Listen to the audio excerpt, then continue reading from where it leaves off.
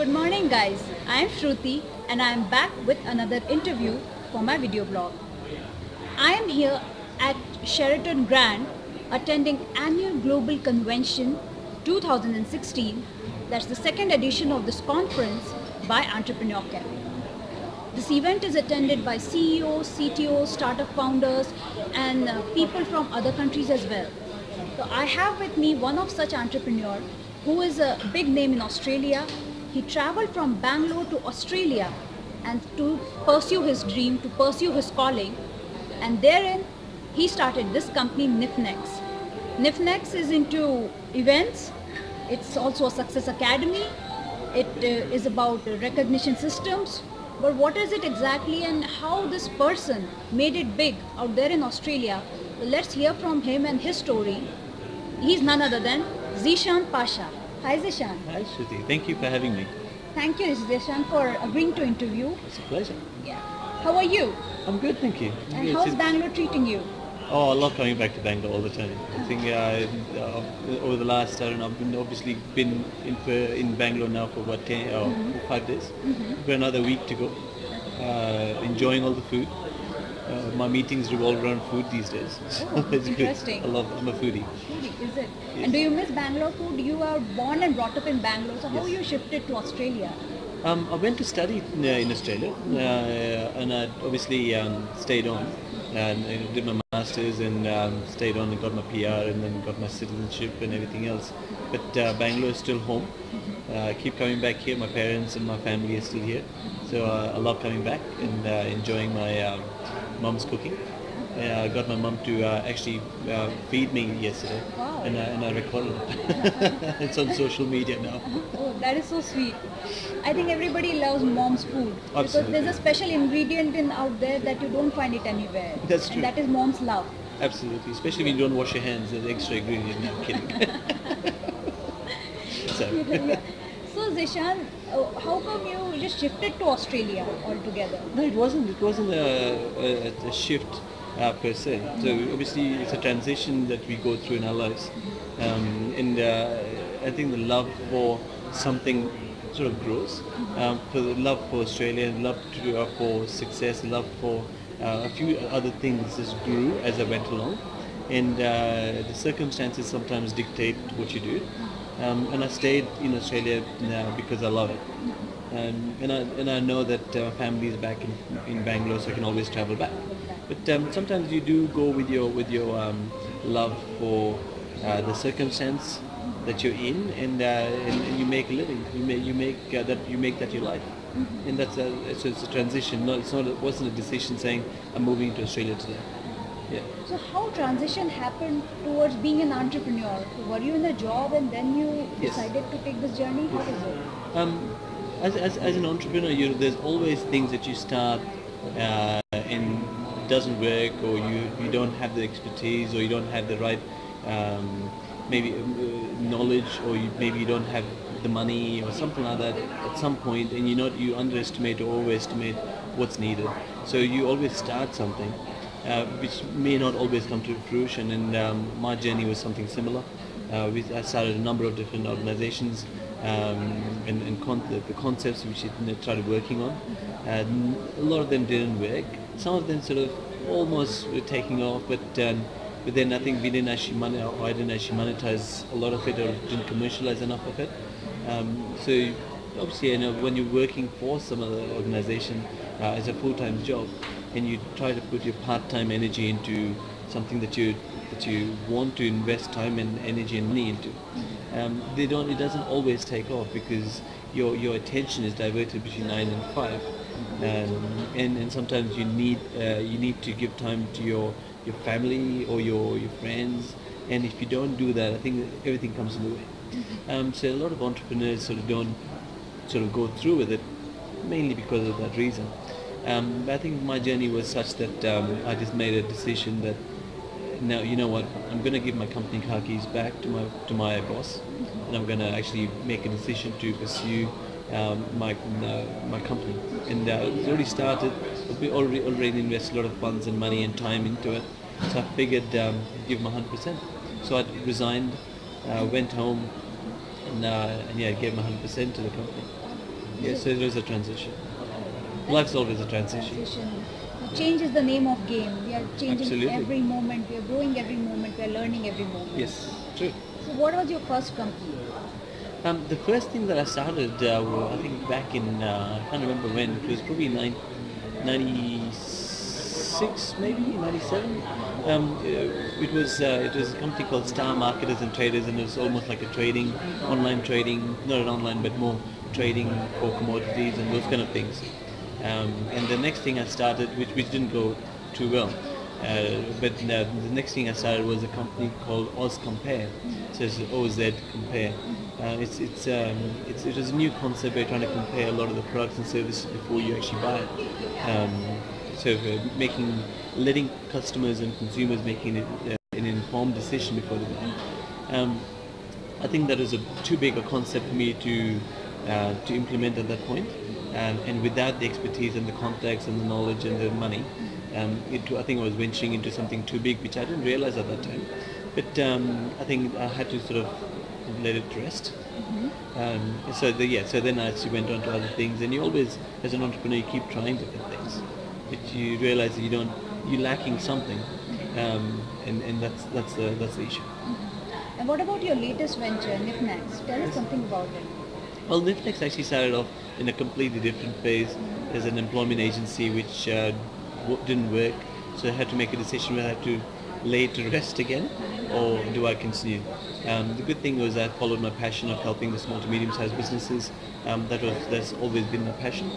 So the good thing is I just pursued that, and then the employment agency then transitioned into an employment newspaper. Then the employment newspaper then changed into more of a business newspaper, and then I started interviewing people, successful entrepreneurs and leaders in the field, and publishing their stories in the newspaper. Obviously, the income generation revenue model was the advertising, but then realized that the print advertising was slowly decreasing. So we obviously involved the online side of it, and then converted and ran a couple of events which were more networking and face-to-face networking events, and that one worked really well. And I didn't realize how good we were at doing that. So that sort of went extremely well. So then we sort of started putting people together for exhibitions, and then we started putting together people for awards events, and then we put an academy together for people to learn and share knowledge. So that's how the academy, the newspaper, the exhibitions, the expos, the startup events, and the awards, it's called the Influential 100 Awards, came about. So now we're taking the Influential 100 Awards into 22 cities across the world, launching into Bangalore as well. But Perth has been going for about 3 years, and we've been empowering people for the last 3 years in Perth. It's only a 21-day campaign that we do for the voting. Generally gets about 44,000 people involved in the first couple of weeks. We usually get about 500 people nominated as well. Now, the bold step of us taking to 22 cities, it means that we're looking at about 11,000 entrepreneurs being nominated around the world in those 22 cities, and potentially about 1 million people engaging in the campaign globally. So much bigger steps and bold steps ahead and a brighter future. That's a phenomenal story. Zeeshan, you told me that you are into networking and you conducted these networking events. When I think of networking, I can also think of some people who are introvert and who cannot network well. Yes. So can you just help those people or give some tips to those people, for those people who are introverts? How can they network? See, I was an introvert myself. Although, I wasn't a complete introvert. I had traits of being an extrovert as well. You need to get comfortable with the surrounding, and you can be an extrovert. Being an introvert just meant that I wouldn't, when I go into a room, I'm a bit shy to speak to people straight away. I'd go right in the corner of the room and hide myself. And then when you play with your phone to sort of, distract yourself from, or you look busy. But and then there's a lot of introverts who would do that. So the idea is once you go in, pick a person that you can actually go to other introverts. There's other people going to be around the room who are also going to be in a similar situation, standing around the room. Go and introduce yourself to them first, because that you know that they're in a similar situation to you. Get talking with them, and talk about something which is more a commonality between the two of you. It could be the weather, it could be the room that you're in, because those two things are definitely common. You compliment them potentially, compliment them on what they're wearing, or something along those lines. Again, the idea is to engage the person, and there's a good chance that if you do that with 4 or 5 people on a regular basis, your confidence levels in speaking to them is going to increase. And the good thing is, the next time you're networking and you have more contacts, there's a good thing is they're going to then take you and introduce you to someone else. One of the things I used to do quite often is I used to go into a room, and I'm an introvert, right? So I would go in there and hide myself, but at the same time I'll push myself to go and speak to 1 or 2 people.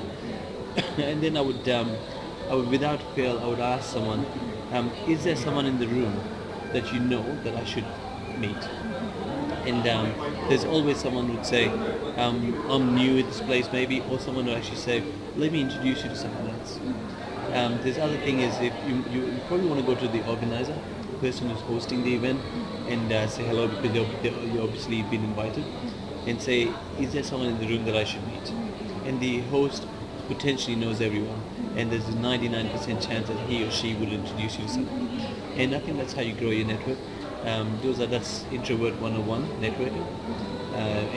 And for those extroverts out there who love networking, who don't care about others, who just want to get their word in, it's not like it's a bad thing, but just be mindful of the introverts. Sometimes you can scare them away, and sometimes you could come across a little bit too strong, and you just need to be mindful that the person is shy.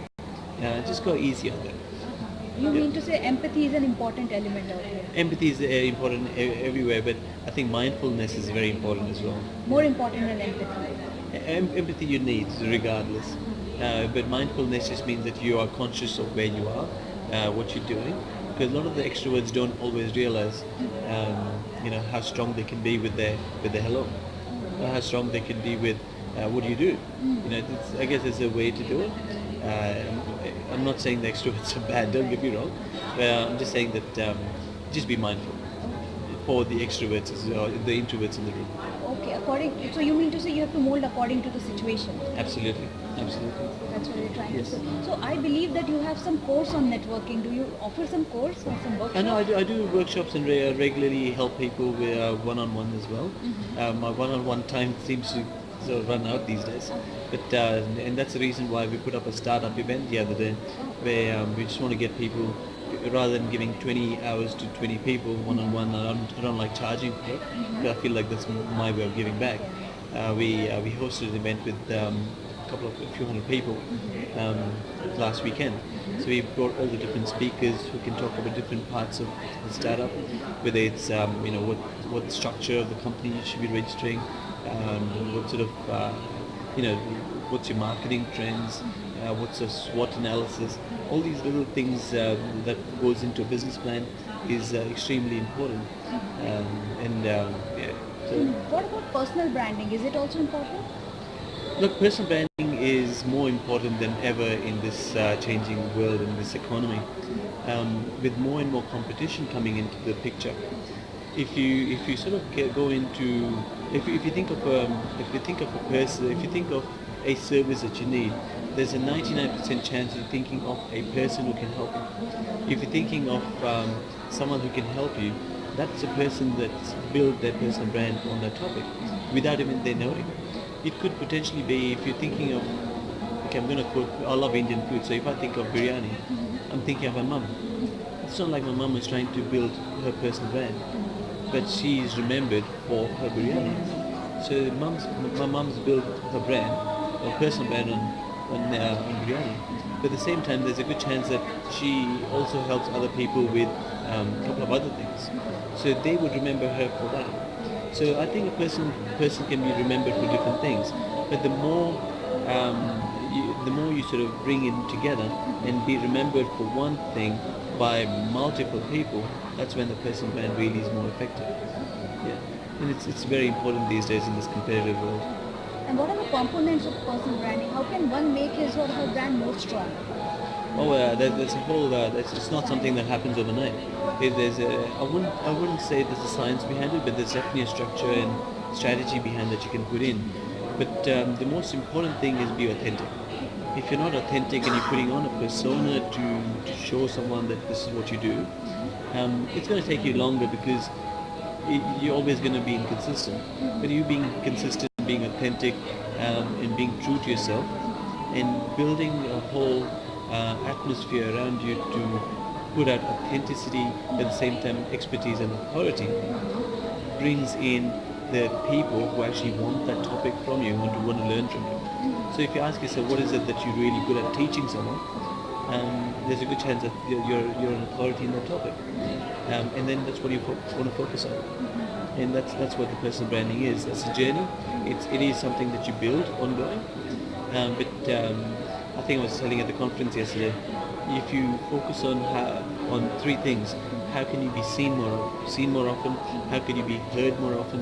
How could you be talked about more often? And I'm talking about online, offline, and every other strategy. You're definitely on the right track. And that's what I help people with. So we make a list of different things in different areas of business and personal life that you can be seen, heard, and talked about. And we strategize that with them, and that's going to put them forward and be remembered. So I think it's your calling, and you have made Yes. it your passion into a profession, so to say. Yes, I love it. That's good. And any challenges, or how should entrepreneurs face challenges? Any message that you want to give all the aspiring entrepreneurs? I think entrepreneurs are a crazy breed, right? We feel we can sort of go with no money sometimes, just a little bit longer with, that's okay. With this $100 coming in, that's fine. That's all I need to survive. I think the mindset needs to change. Yes, we can sort of go with, our rent is only $50, for example, and food is $50. That's all I really need. I'm okay with $100. Just till my concept is accepted, just till that other phone call comes in when my client says, yes, I'm sending you the check. Yes, your proposal is accepted. And these are the hopes that we live on. The thing is that we need to change our expectations and not just become minimalistic, but I think we need to start becoming more of we need to step outside our own comfort zone and not be the minimalistic person. We said, yes, we can survive on 100, but why don't we survive on 100? I'm going to actually reach out there and make that happen. So I think when you sort of get yourself out of the comfort zone and get out of that minimalistic lifestyle that we live in, I think magic happens. Okay. Yeah. Thank you so much, Zeeshan, for all your tips and sharing your journey with all our viewers. I'm sure many Pleasure. will benefit from this particular talk that we had. We talked about networking, we talked about personal branding, we talked about Zeeshan's entrepreneurial journey and his 2 cents of what are all the entrepreneurs out there. So, Thanks, Shruti. Zeeshan, it was wonderful talking with Thank you. and hopefully we'll catch up with you again very soon. Thank you for the opportunity to be interviewed. Thank you. This is Shruti signing off, and I'll see you soon. Bye.